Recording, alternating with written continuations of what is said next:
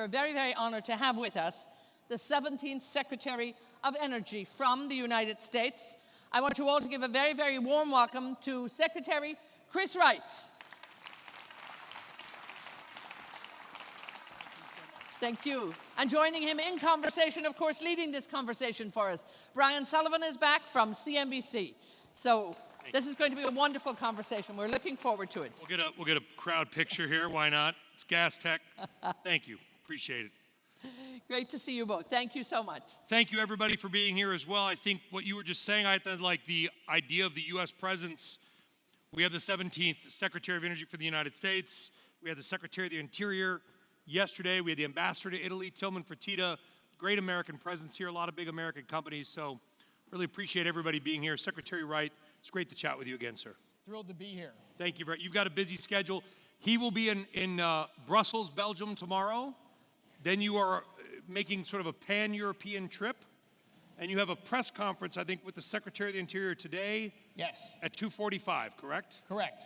Can you give us a little tease as to what that press conference will be about?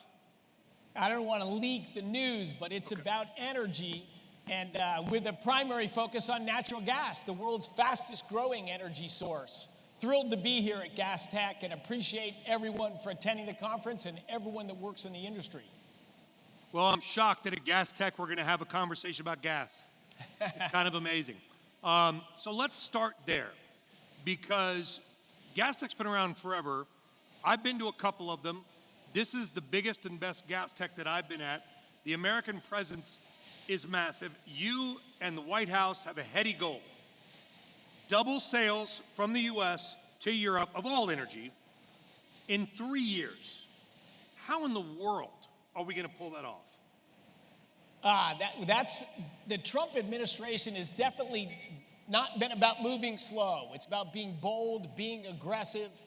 Look, the previous administration, in the last year they were in place, they put a pause on permitting new natural gas export terminals. And when I think about that, natural gas is probably the fastest growing export from the United States. Today, it's already twice the size of Hollywood. All the movies we sell and entertainment we sell overseas, natural gas is already twice that. We will double United States natural gas exports from where they are today in the next 4 or 5 years. And we'll pass semiconductors and become maybe the largest export there is from the United States. So this is permitting terminals. This is tens of billions, really hundreds of billions of dollars of investment capital in the United States. It's under construction today to build these terminals. And of course, critically, it's our customers around the world, in Europe, in Asia, in Latin America.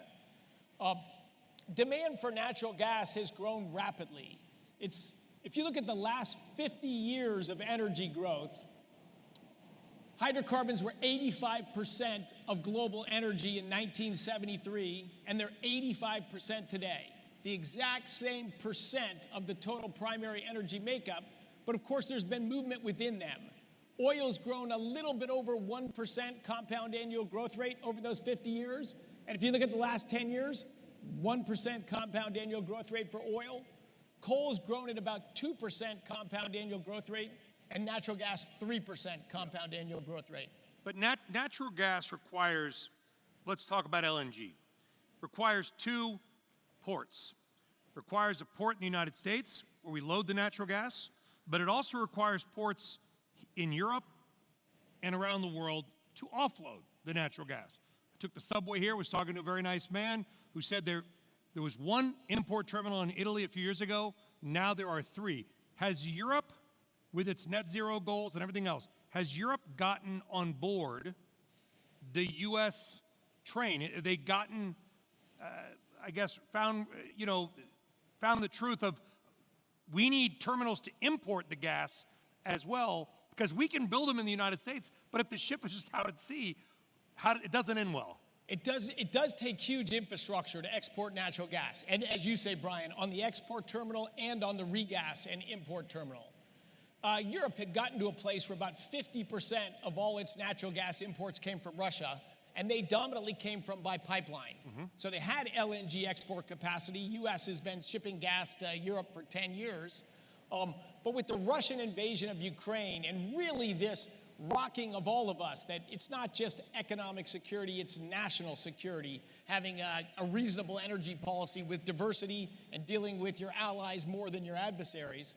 But there was a rapid ramp up of U.S. U.S. was the biggest supplier to fill the hole as Russian import of natural gas has declined. As you said, Italy went from 1 import terminal to 3. Germany built 3 or 4 terminals very rapidly.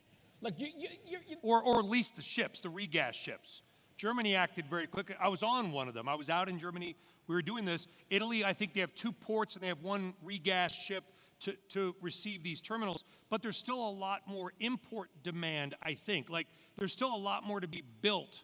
Or talk to us about the infrastructure in Europe that still needs to be built to receive more American gas. There's a shortage of natural gas storage in Europe as well, which makes it tough because demand, at least for home heating, is seasonal. Manufacturing demand, producing fertilizer and petrochemicals is not so seasonal, but home heating is very seasonal. Depends how cold the winter was, how warm the summer is. But yes, infrastructure needs to be built. And Brian, that brings us to one of the challenges with Europe and that partnership with the U.S. Look, our longest and oldest allies. The United States is essentially an offspring of the European continent. So very close, tight relationships there. But about the financial crisis, we had a massive pivot in energy trajectory between the United States and Europe.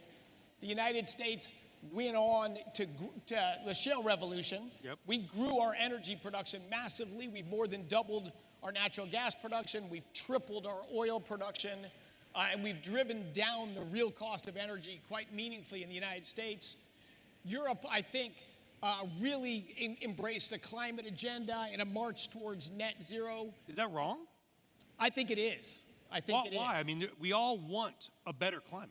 We want to have clean air, clean water, right? So Absolutely. How do we make sure we have power, but also accomplish the goals that I think you're from Colorado. Beautiful mountains, clean air. You want that too. Absolutely. Yeah, I was a board member of an environmental group until I had to resign that position as well to accept my new job.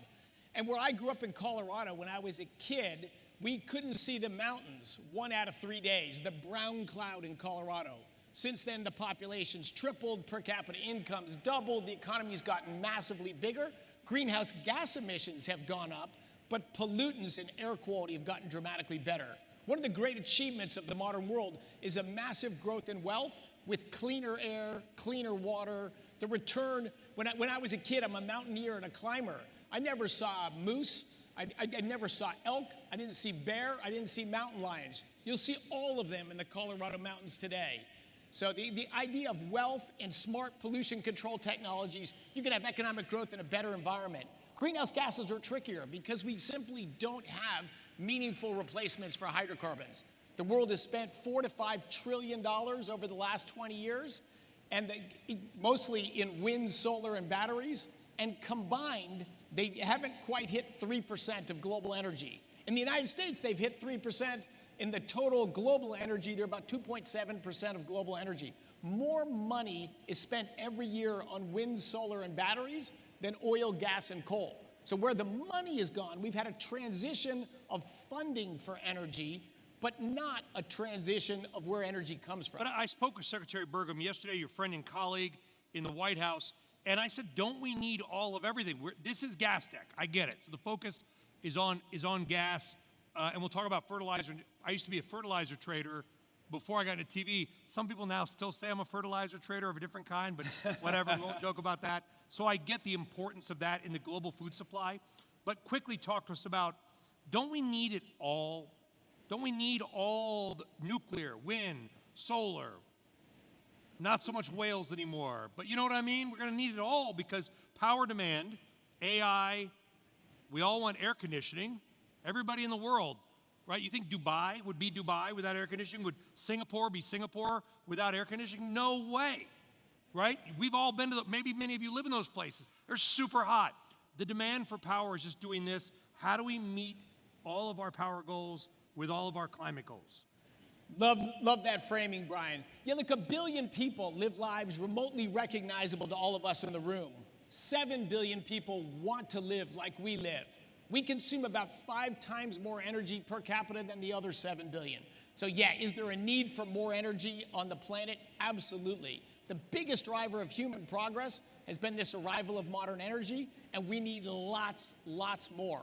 Again, the growth of energy, it's actually relative. If you look at it in decadal timescales, 1.6% compound annual growth rate the last 50 years, 1.7% if you look just the last 15 years. So when I hear these projections of demand for energy is about to peak and decline, which is what you have to assume if you're going to imagine a net zero scenario, I don't know what that says to the other 7 billion people. But they just want what we have. They want the lights to work, they want the heat to work, and they don't want to live in a small house with fumes from making their own fire and cutting firewood and their kids having asthma. They want to have clean air. And we're kind of arrogant about that sometimes, I think. The West. We don't even realize that. 2 billion people, as you're just saying, cook their daily meals and heat their homes burning wood. 2 to 3 million easily preventable deaths every year from that lack of clean cooking fuels, burning wood. So yes, we want more energy. And I went to college originally to work on nuclear energy. I worked in solar energy in graduate school, geothermal for years, including again recently. So yes, I want all energy that's affordable, reliable, and secure. But that doesn't mean all energy. If you're going to invest, take again the example of Europe. Again, my friends and our allies. So my hope is an energy pivot and a re-embracement of abundance, economic growth, and security across the continent. But Europe embraced at a larger scale investments in wind, solar, and batteries, and more prohibitions against hydrocarbon development in this attempt to reduce global greenhouse gas emissions. Is that pivoting back, though? Because we've seen political winds shift. Everybody in this room is from a different country, so you don't want to generalize. Probably have some Americans in here. Political winds, they do this. And they may do that again in 3 years in America. We don't know. Where is Europe right now? Because they went hard one way. Now I feel like they're not going hard the other way, but they're definitely turning. I believe so, and I hope so. Well, aren't you meeting with them maybe tomorrow? We'll be in Brussels tomorrow. And that is our goal. We want a thriving economy. But Brian, unfortunately, what has happened is Europe's sort of restrictive energy policies. It's the only place in the world that's actually had a meaningful decline in energy consumption across the continent.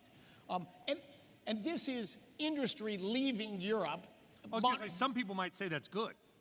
Using less energy is a good thing. If you get the exact same thing out at the end. But most of the reduction in energy consumption in Europe has been industry leaving, so closing down a modern natural gas-powered factory in Germany or Italy or the United Kingdom. Those same products are now made at a coal factory in Asia and loaded on a diesel-powered ship to come back. So I don't call that green or a climate policy. The other driver of reduced consumption is if you make energy or anything more expensive and less reliable, guess what? People will buy less of it. To use the German example, they had a little over 100 gigawatts of electric generating capacity. Now they have 240 gigawatts of electric generating capacity, $500 billion invested. They produce 20% less electricity out of this massively more complicated grid. That's a tripling of electricity prices. This is, and is it decarbonizing the world? And of course the answer is no. It's just moving where emissions are and reducing consumption by affordability reasons. This is the birthplace of the Industrial Revolution. So, but to come back to decarbonization, that is happening gradually with time. 200 years ago, we got almost all our energy from burning wood. Then coal arrived. Yeah. Coal is lower carbon intensity than wood. Then we moved to oil, then natural gas, then nuclear. We are in a natural decarbonization per unit of energy. We were nuclear, now we're shutting everything down in Germany and in the United States. And now in the United States, there's this rush to reopen the nuclear plants that have shut down. You were on the board of a nuclear company. We're going to reopen. Which you also had to resign when you took this job. We're going to reopen a large nuclear power plant that was closed 3 years ago in Michigan. It'll be the first reopening. Oh, Palisades, right? Palisades power plant in Michigan. And we're going to stop. The United States, of course, has done some of these I would call energy foolish things as well, in that we've closed a whole bunch of firm power capacity. When I arrived as energy secretary, The plans over the next 5 years were to close 100 gigawatts of firm electric generating capacity, mostly coal plants, but also natural gas plants. And then there was a plan to build 22 gigawatts of new. Close 100, add 22. Is that a road to win the AI race? No chance. So we are stopping the closure of coal plants, except if they really are old and uneconomic. There are some plants that have aged out, but there's a whole bunch of other plants that were slated for closure just because it was politically fashionable to say we're not using coal anymore. We need to keep those plants alive. We need to add as much additional capacity as we can so that we can lead in AI. And we want our friends and allies in Europe and in Asia and elsewhere to also grow their electric generating capacity to also drive progress in AI in their societies. And we've talked so much about electricity generation, as we should. Like I said, in a former life, many years ago, I traded chemical commodities for Mitsubishi Bank in New York. I was young and dumb. I didn't realize that, I thought most fertilizer was made by nature, made by horses, cattle, not by chemicals. Phosphates, nitrates, diammonium phosphates, triple superphosphates.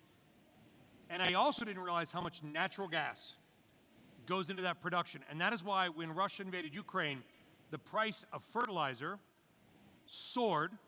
The stocks, CNBC, we're looking at the big fertilizer producers in the US and Europe, their stocks soared. Natural gas is not just for lighting and heating. It's to protect the world's food supply, I think. If you took away just one use of natural gas via the Haber-Bosch process, two just awesome German chemists with maybe one of the most important inventions in the history of the world, which is to take methane gas and combust it. Natural gas is both the feedstock and the energy source to make a fixable form of nitrogen in the form of ammonia. Like, this just changed the world over 100 years ago. If you just stop natural gas use for just that one thing, global food production would decline by 50%. You could still have refrigeration and motorized, mechanized transport and all the other things that hydrocarbons do to increase food production. But if you stop nitrogen fertilizer production, you plummet food production. We have an example of that. In Sri Lanka, they had a government come in that wanted to be greener than everybody else, and they banned synthetic fertilizers. That was a politically popular position. Within 6 months, grain production was declining, food prices spiked, and the government had to flee the country. So there's just a lot of naivete, and it's around the world. It's mostly in the rich world. It's not, of course, globally. But in the rich world, we've just promoted an unrealistic view of climate change. I've been speaking and talking about climate change for 20 years. It's a real thing. We've increased atmospheric concentration of CO2 by 50%. It absorbs infrared radiation and leads to a warming influence on the planet. 100% true. We released about a month ago a 140-page report on climate change at the Department of Energy. If you Google DOE climate report, it'll pop up. Highly recommend you read it. It's just an overview about what do we know. It's about historical data, the physics and the chemistry of it. We don't know the future, so there's no predictions about where the world's going, but we should start with what do we know. And it turns out climate change is a real thing, but it's exaggerated so much to scare children and drive political policy making that we need to have a reasonable understanding about it. Because there's two problems. One is, as I've said, it's very hard to transform the global energy mix. Same percent of energy from hydrocarbons today as 50 years ago. Think of all the money and mandates and policies and everything that's been done to do that. Very hard to change that trajectory. So we don't have an answer. But the other flip side is that it turns out climate change is real, but it's relatively slow moving. We haven't had an increase in the frequency or intensity of hurricanes, tornadoes, droughts, floods. This is in the Intergovernmental Panel on Climate Change data. It's all there to be seen, but it gets magnified by politicians and media into increasing. Hey, don't bring the media into it. Oh, they're very guilty in this. No, listen, we could do the whole panel on that. Yes. But this is GasTech. I'm not sure that would be the greatest panel in the world. But listen, we can discuss that all day long. I want to get back to the topic at hand, though, because that is unfortunately, that discussion has become so political. Would you agree You don't have to come after the media, but it's become so politicized that either side is just digging in. Nobody wants to give an inch, and nobody gets anywhere. The conversation doesn't advance. You're a smart guy. Berkeley, Massachusetts Institute of Technology, grew up in Colorado, Haber-Bosch effect. I mean, we could argue that those are liberal qualifications, Mr. Secretary. One of our goals of this administration, I think we've had some success so far, is to take the politics out of energy and out of climate change. Nobody can do that. Well, people are going to have different perspectives, but I can't tell you how many Democratic senators, Democratic governors, Democratic reps I've talked to that have said, oh, it's a breath of fresh air. And everybody wants to win at AI. Everybody wants to do that. AI is a huge helpful for bringing back what I call energy sobriety or energy common sense. If you want to reindustrialize your country, if you want to move artificial intelligence forward where you live, you've got to grow your ability to produce energy, and you've got to keep it affordable. Everybody wants that. The numbers around AI are mind-blowing. I mean, we have a stock in America, a company called Oracle. I'm sure everybody in here has heard of it. Stock's up, I think, like 25% this morning in New York. Larry Ellison's like the third richest man in the world. He's going to be probably the second after today's over, but have a bigger yacht. But so much that stock move is on AI, cloud infrastructure. When we look at the demands for artificial intelligence in the US, Europe, Asia, and around the world, the numbers are almost Carl Sagan-like, billions and billions and billions, maybe trillions. Is there anything that you look at, Mr. Secretary, that is wrong, or these numbers, do you think they're right? Because if they're right, we've got some work to do. The numbers are staggering, but they're staggering. This is an awesome thing. What is AI going to do? It's not only going to make our businesses more efficient and give us greater services for us as individuals, it's going to massively advance the progress of science. I truly believe in 10 years from now, almost all cancers will be just manageable conditions. We're going to map down to the protein level of what happens in tumors and how to address that. Fusion energy. I went to MIT to work on fusion energy 40 years ago. We've made slow, steady progress for 40 years. That final control we need to make fusion happen, AI is going to enable that in the next 1, 2, 3 years. So there's just awesome upside to it. It's just going to make all humans more productive. Of course, it'll be misused, and any new powerful tool has negatives and has positives. But we can rise to that challenge. We have massive energy resources in the world. But I'll tell you one thing we did, that national labs, we have 17 national laboratories in the United States. They're all under the Department of Energy. They have a lot of land. We sent out an RFP. Who wants to build data centers or power generation on national lab lands? 300 responses. Every major data center provider has multiple asks into us, because we're going to say we're going to offer fast permitting. We've got land to give you. We're going to build with them power generation there, data centers there. They're going to share this computing capacity with our national labs. We'll generate some lease payments for the land that'll again help fund science in the United States. And we're going to help accelerate the development of data centers. Will Europe use our AI, or can Europe have its own, with its energy policies, can it have its own AI ecosystem? I hope both. I believe Europe shall and must have its own AI ecosystem. Look, this is an intellectual powerhouse. The ideas of AI and science and computation have a lot of origins right here in Europe. So the current energy policy in Europe of the last 10 or 15 years would not be conducive to AI at scale locating in Europe. But I think that'll be one of the factors that'll help drive a pivot.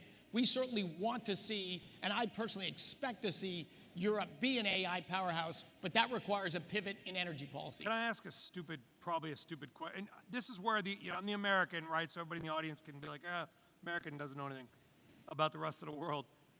Europe obviously has sovereign nations, but they also have the European Union in Brussels, where I think you're going tomorrow. Yes. Are they together? Like, is the French energy policy at odds with the EU Parliament? Is Germany at odds with the EU Parliament, or do they work together? Do you have to have multiple separate meetings with the EU and then also with the independent states, but they kind of work with the EU, but they kind of don't? Yes. We do have multiple, Is that a stupid question? I was in Poland and sort of the formerly communist countries. Yes. They, like everyone's industrial machinery, was powered by coal. But part of their agreements to join the EU are to shut their coal plants. But do they want to push their industries away and shut down their coal plants when they really want more energy? So I think there's a very active dialogue within the EU. Certainly there's differences of opinions like we do among states in the United States. And I think that active dialogue across countries is going to help drive this pivot. There are more that are for American energy freedom, energy abundance, just like America today.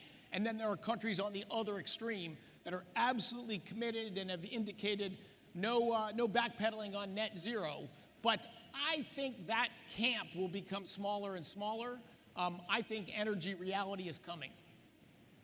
Does the EU the EU Parliament, do they set policy for Europe, or ultimately will the independent countries set their own policy and sort of take EU as like an advisement? How does it work? You probably got to ask a more expert person here, but it's a combination of the two. I think there is a negotiation between what countries want to do and what EU policy requires. I think policies across the EU are in constant dialogue and constant tension. Yeah, because in America, obviously, we have 50 states, and we have the federal government, and they can set policy. You can set policy as energy secretary, but the states will also do what they want at the end of the day in some respects. And it's been a helpful laboratory for us. I lived 19 years in California, an incredibly gorgeous state that has Silicon Valley and the birthplace of technology, everything in the world going for it. But California is an example of an American state that got off track on energy also 20 years ago. California today has the most expensive electricity except for Hawaii, which is an island nation, which means you got to live on diesel, although we have technologies to pivot that. But in California, it has electricity prices twice what the rest of the nation has. So is AI data centers going to boom in California? No. New York State, same problem. But what you also see in the United States is states that get energy wrong and drive energy policies up get out-migration of their population. And they move to states that have lower cost energy. Think Florida, think Texas, think the South, or Western states. So we have this competition among the states. I think that's been true for years, but with reindustrialization in our country and AI coming, massive investments are going to come to build new factories, new data centers, new equipment, and they're going to migrate to places that have reasonable energy policies and a good workforce. But, that's probably going to make states change their policies. I sort of gave the example of the shipping, right? You got to have the LNG port in the U.S. or whatever it is, and then you got to have an offload port in Italy or wherever it is. AI is kind of the same way. You can make the power, but you have to get it to the data center. Now, in America, a lot of these companies are actually, Amazon just made a deal in Ohio. TeraWulf is a nuclear energy company in upstate New York, where you're getting data centers actually on site. Yes. Like power plant, data center next door. But most of the time, you got to run wire. That takes permitting. Everybody in this room, whatever country they're from, they probably have the same problems, right?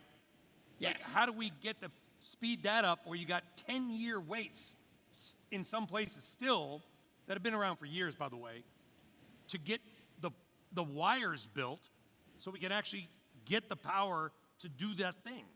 So those utilities or states with 10-year waits, they won't be part of the AI future. But there are plenty of other states. They're shooting themselves in the foot. They're shooting themselves in the foot. They're losing that opportunity. But yeah, people are building data centers where they can get power. It's easier to run fiber optic cable than it is to build gas pipelines or to build electric transmission lines. So people are going where there's business-friendly environments and affordable power and a belief that there will not be a change of regulations that'll make their power become expensive. But again, I think in the United States, we're seeing the states that were in favor of blocking energy development and what I call expensive, unreliable energy policies. Some of them are already reversing. I think you'll see almost all of them backtracking a little bit. But investment decisions made today are going to states that always focused first on humans. And we produce energy for one reason, to better human lives. If you put climate on the top and then energy policy, and then humans, you get off track. But You got to have humans first. Something I also asked your colleague, Secretary Burgum, yesterday was that, we need it all. We need everything, right? Because energy demand is so high that if it's 1 billion hamsters on bikes, why not use them? Why not have the wind and have the solar, whether or not they're intermittent, whatever, but they do contribute a lot to the grid. They don't. So They're more than half, and Spain had some issues, but they're more than half at some times. California, my home state originally, you live there. Yes. They did get over half their power from renewables recently. That's produced in state. They don't get over half their power from renewables. Okay. They say that, but that's produced in state. The biggest source of electricity in California is natural gas. They're buying the it second from out of biggest state. is imported from out of state. But the problem is, if you'd love to have a big swimming pool in the back where you store all your gasoline or store all your electrons. You can fill up your gas tank at the cheapest station. If you see cheap gas, you can top it off. We don't have that. You don't have that option with electricity. You have to match supply and demand at every moment. So having a lot of extra wind power with wind turbines blowing at night when demand is low, it doesn't add. What about a battery? Where do batteries come in? All the batteries in the United States, including the ones in the electric cars, can store 7 minutes of the U.S. electricity grid. So we have to design an electricity grid. But if you put all the EVs in America together, made them into one giant battery, and all the batteries, that are on the electric grid already. 7 minutes? 7 minutes of electricity storage. well, it's not 6. Yeah, it's right. It's up. So, 18% gain. Let me explain the grid real quick. So you have to design your electricity grid for peak demand time. There's peaks in the summer and there's peaks in the winter. What happens is a cold high-pressure system moves in, whether it's in Texas or New England. When it's very cold, you have stagnant cold air that's migrated from the north. It's stagnant, a high-pressure system. So the wind is almost always gone at peak demand times. And of course, in the wintertime, the peak demand is in the evening when it's dark. Yeah. So in PJM, the 65 million person region where I live, in peak demand this year, Me too. we got 2% of our electricity from wind, solar, and batteries. 2%. So 98% had to come from the big four that have powered our grid for a century, which is hydro, coal, natural gas, and nuclear. So you have to have all that kit anyway. So when you add variable sources on, what happens is when the wind blows at night in Iowa, you have that turbine is spinning and it's got contracts to sell into the grid. You have to turn down the natural gas turbines and they have to produce less electricity. So you know how much you save by not producing a kilowatt hour of electricity by not burning natural gas? 2 to 3 cents. You save 2 to 3 cents in burning a little bit less gas. The government pays the wind turbine, that wind power, 4 cents a kilowatt hour. That's just the subsidy. Then the utility pays them more. And then you got to maintain all the infrastructure. Get subsidies also. Not at a meaningful scale. Tax breaks on drilling and discovery, that kind of stuff. It's just accelerated depreciation. You have that in manufacturing. You have that across almost all industries. Honestly counted, they're actually very small. I wish they were zero myself, but they're actually relatively Why do you wish modest. they were zero? Because subsidies distort marketplaces. They lead to less efficient allocation of resources. There's a reason for subsidy if you have an infant industry and you're trying to launch it. Like we're doing that with nuclear right now. We have incentives, subsidies to get the nuclear industry going again. But wind had them for 33 years. Like that's enough already, right? You should be able to, if it's a viable industry, you got to fly on your own after 33 years. But in general, when you subsidize and put mandates, you're putting politics and preferences into energy markets, and you're taking efficiency and affordability and reliability out of the marketplace. Quickly, I know, again, this is GasTech, but gas is a natural byproduct of drilling for oil. We got a couple minutes left. I was just at an OPEC meeting a couple of months ago. U.S. oil drilling is a major deal. It helps supply gas that powers the world. That's why a lot of people are here. What is, if anything, your relationship with some of the OPEC nations? Where is U.S. oil production headed? Because it determines where a lot of gas production is headed. Yeah, about almost a third of U.S. gas production is associated gas, as you're saying. The drilling is for the oil. The economics are in the oil. About 2/3 of U.S. gas production is produced to produce For gas. For gas. But that's a great efficiency story. 20 years ago, the United States was the largest net importer of natural gas in the world, and we had over 1,000 rigs drilling for natural gas. Today, we have 110 rigs drilling for natural gas. We've doubled our production, and we're the largest net exporter in the world. That's the shale revolution. That's efficiency. That way, I'll repeat that. So we had 1,000 rigs 20 years ago. We had to import gas into America. We were the biggest importer in the world. Because those rigs were just so much less efficient than the 110 we have now? Pre-shale revolution. Yes, we were producing conventional gas in low permeability rocks.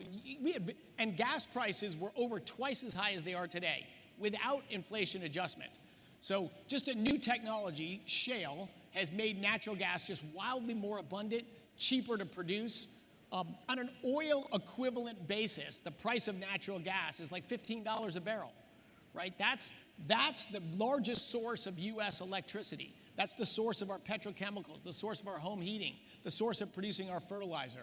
Look, I'm massively positive on natural gas. My opinion doesn't matter. Consumers of the world are massively positive on natural gas. It's 25% of total global energy. You don't hear much talk about natural gas, where again, wind, solar, and batteries are 3%.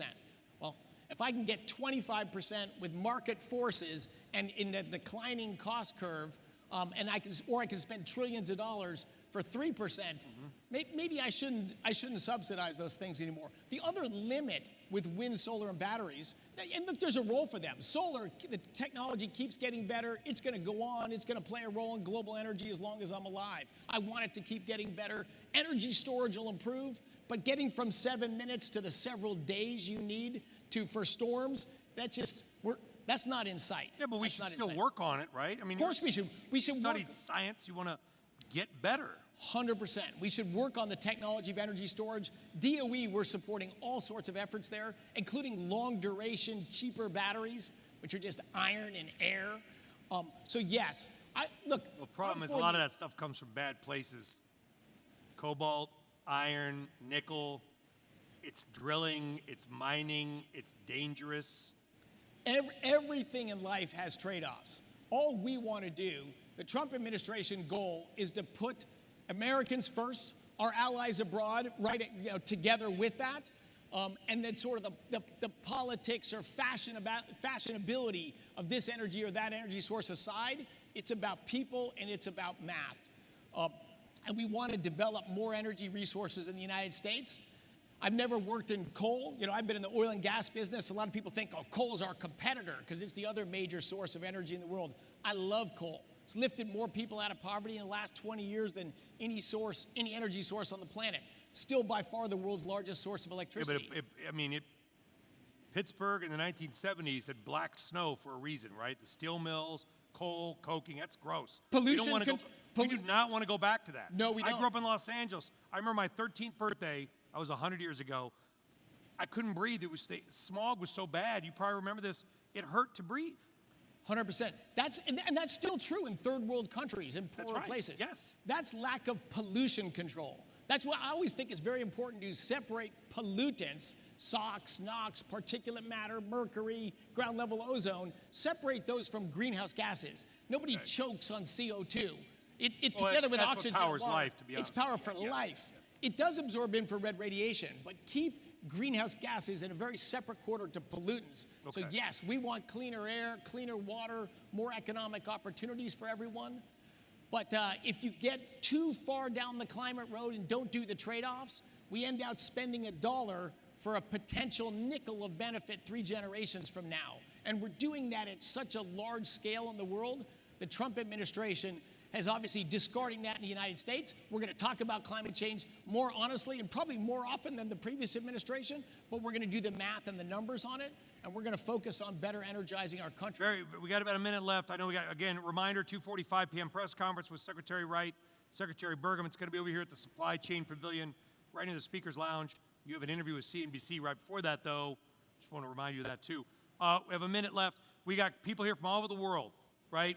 You look at U.S., Qatar, Algeria, there's everybody's producing gas. Can everybody win? Is there enough demand or is it, this country over that country? No, everybody can win. Everybody can win. The world just needs, as I said, massively more energy. We've got to produce several times as much energy as we produce today if we're going to lift everybody else to our standard of living. And if we produce a lot more energy, you get downward pressure on prices. We have affordability problems in the United States. I know we certainly have them in Europe. We have them everywhere. 20% of Americans struggle to pay their energy bills. 10% have got a utility disconnection notice. Very few of those, only a small subset of those, get their utilities turned off. But imagine your stress if you got to look at your kids in the morning and say, I'm not quite sure how I'm going to keep our lights on. Energy costs and affordability matters. So we are for everywhere growing their natural gas production, their oil production. A better energized world is just a better world. I was wondering what we're going to do with the remaining 12 seconds. 10 seconds. I want to end with a thanks. A thanks to everyone in this room that's come from around the world that works in the natural gas industry. You're the biggest providers of new energy to the world over the last 15 years. I believe you will be in the coming decades as well. Everybody benefits from what you do. And I also want to thank all the workers that are out in the field every day producing natural gas, or at the LNG compression terminals, or at the regas terminals, making energy work. It's the lifeblood of our society, of our economies, and of people's lives. So God bless you all for what you do. The United States and the Trump administration wants to work with you to better energize your country and your citizens. Thank you so much. Secretary Wright, let's give him a big hand. Thank you very much.